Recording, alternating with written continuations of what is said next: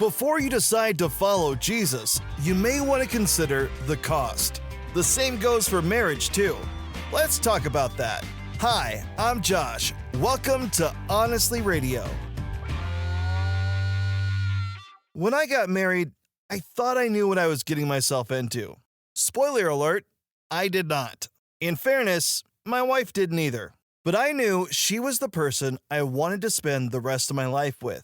And so, in front of God and our family, we pledged to love each other no matter what. And after 12 years and 6 months, we have explored the depths of what, no matter what, really looks like. It's a full-out commitment to love each other at our best and at our worst. I knew from the very beginning that no matter the cost, I would happily pay it for my bride. And thankfully, she's willing to pay the cost for me as well. But the reality is, around half the people who get married will also get divorced. In fact, in the time I've been talking, a couple just got divorced in America. One study shows that every 42 seconds, a couple that said "I do" are now saying "we won't." And as tragic as that is, so is the number one cause of divorce in America: lack of commitment. What does that mean? Basically, people just give up on one another. They say, "Not worth it," and leave. And I have to wonder, did they really count the cost of marriage, or did they get caught up in the emotion, the feelings, and the idea of a person, rather than what it would actually cost them to live sacrificially for another someone for the rest of their lives?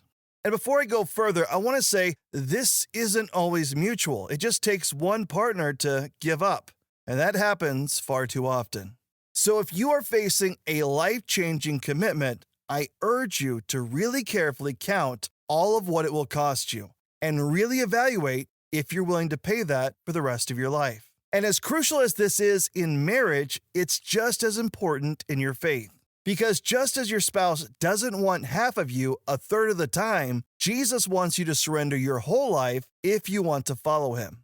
We see this example in Matthew chapter 8, verse 18. To set the scene, a humongous crowd was following Jesus as he healed people with leprosy, a Roman officer's servant who was paralyzed with terrible pain, Peter's mom with a fever, demon-possessed people, and all the sick people who came before Christ. Jesus was pouring out his life for others so that they might experience the miraculous touch of God.